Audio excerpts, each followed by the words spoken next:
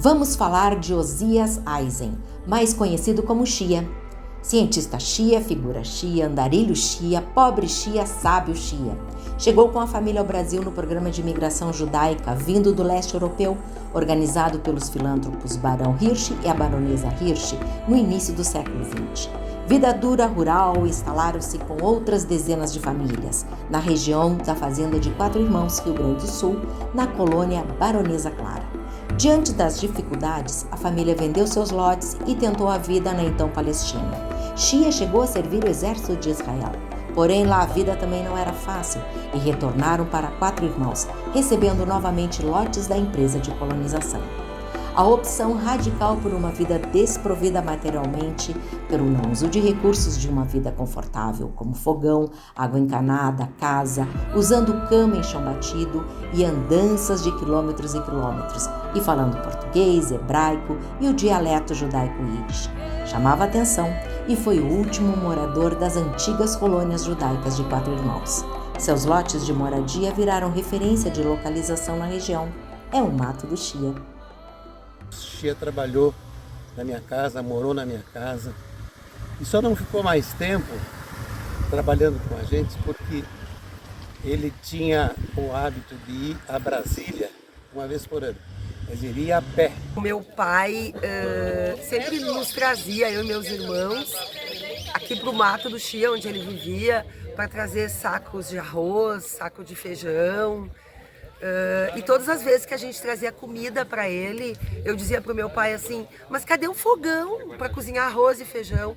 E meu pai dizia assim, fica quietinha, Márcia, porque ele bota os gravetos e ele faz o fogo. Nós já demos fogão, nós já demos colchão, ele tinha colchão do lado, a cama, e ele dormia nas folhas no chão.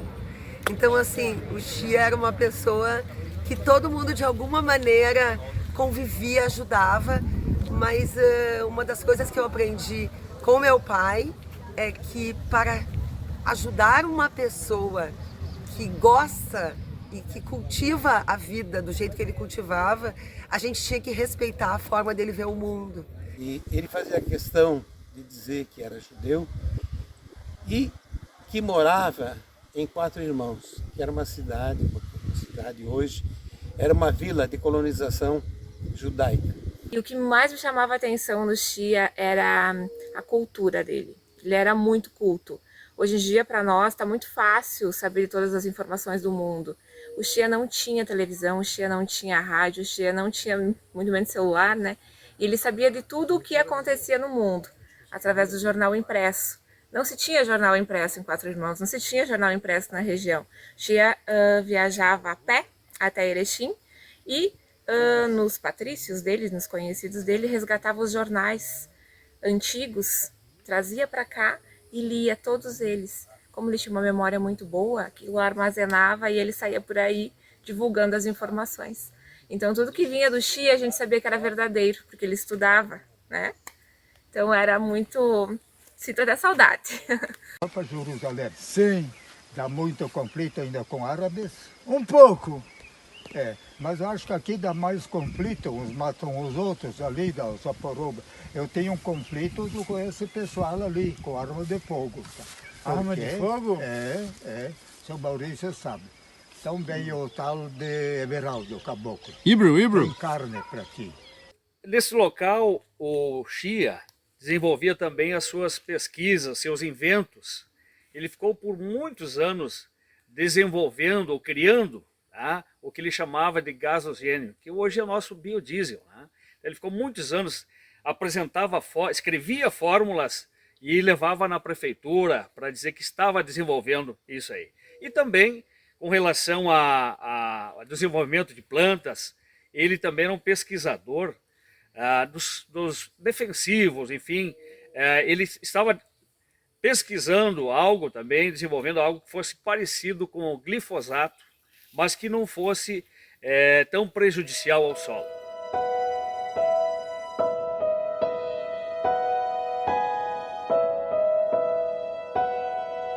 conheço desde criança, porque nasci, vivi e cresci no município de Quatro Irmãos, né? Então ele vivia pelas ruas com seu jeito simples, com seu saco nas costas, então todo mundo sempre conheceu o Chia, né? E antigamente a gente tinha o comércio, então ele nos visitava no comércio, e posteriormente eu fui trabalhar na assistência social, né, como coordenadora do CRAS.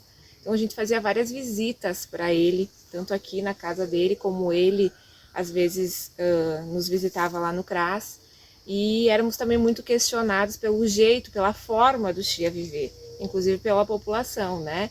Que a assistência social deveria tomar uma providência, que aquilo não era uma forma correta do ser humano se viver. E várias vezes conversamos com ele sobre isso, inclusive mandamos até relatórios para o Ministério Público, sendo que o retorno foi de que cada ser humano tem a viver do jeito que melhor lhe convém. E se esse era o modo que ele se sentia feliz, que ele se sentia bem e que ele sempre viveu, então não estaria errado, né? Então o Chia sempre comentava que ele não precisava nada além do que ele tinha aqui para viver. Então era uma panela, era um fogo no chão, era as coisas simples, né, que ele tinha aqui.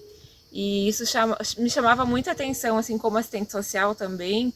O Chia me lembra muito o momento que eu estava vindo para Quatro Irmãos, uma festa, um evento que ia ter aqui, do novilho precoce. E no caminho eu estava na época com uma barba, bastante barba, estava um pouco mais reforçado.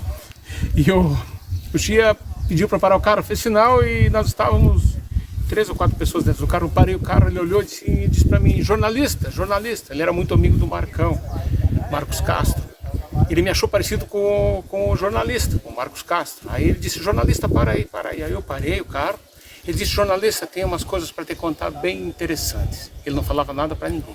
Aí eu baixei o vidro e disse, eu não sou jornalista. O senhor está me confundindo. Ele disse, é verdade, você é muito parecido com ele, estava parecido com ele. Então eu não vou te contar. O velho Chia, conhecido por todo mundo na cidade, e ele vivia de maneira quase que primitiva, né? Aqui no entorno, essa floresta, esse mato do Chia, muito conhecido. O Chia era uma pessoa conhecida por todos, não só aqui da região de Quatro Irmãos, né? Mas de Erechim principalmente, não só na comunidade, mas era uma figura popular. O Chia chamava a atenção pela sua vestimenta, porque ele sempre com a mesma roupa. O Chia não gostava de banho e não era preciso tomar banho, segundo ele. Não poderia tirar a película de proteção do corpo. Então ele ficava muitos e muitos tempo com a mesma roupa, né? E aonde ele chegava, ele não implorava por atenção. Ele era um jeito simples, ele chegava, ele saía, mas todos que por ele passavam davam atenção porque sabiam o quanto era bom conversar, né, com ele. E nesse caminho que eu falo que ele fazia também daqui a Erechim, todo mundo sempre dava carona, porque todo mundo o conhecia. E era uma forma de obter conhecimento também, porque você dava carona, você ia conversando com o Chia até Erechim, então pensa o quanto isso, né, era maravilhoso. Tão certo como eu vivo eterno, tão certo eu estou aqui. Agradecendo a tribo de Nápoles pela comunicação. Essa tribo é muito importante para dar notícia. Ela me deu a notícia que a terra do Chia vai ser tombada. Da terra do profeta e cientista Chia. O que eu aprendi com esse judeu, tenho muito. Eu fui lá ajudar ele e ele me ajudou. Porque tem muitas histórias e vai ser contado mais. E agradeço, e tá aí, e a terra vai ser tombada para patrimônio, para toda a comunidade ir lá conhecer. O Zias Eisen, né? O Chia, então, era uma pessoa com muito conhecimento. Ele era uma pessoa, embora vivia de forma muito simples, mas era uma pessoa de grande conhecimento. Estava sempre na pesquisa, né? Gostava muito de física, de química, estava sempre fazendo seus experimentos e sempre que tinha oportunidade ele falava desse seu conhecimento para as pessoas. E profundo conhecedor, né? Das coisas que aqui do lugar de Quatro Irmãos, enfim, dos patrícios da região toda de Erechim, ele era conhecedor. Saí agora do hospital, que vim visitar meu amigo cientista Chia. Acabou de falecer. Aqui está enterrado o Chia. Ele morreu à meia-noite e agora já está enterrado. Se foi o mito Xia, tá aí. Teve um lugar para ser enterrado.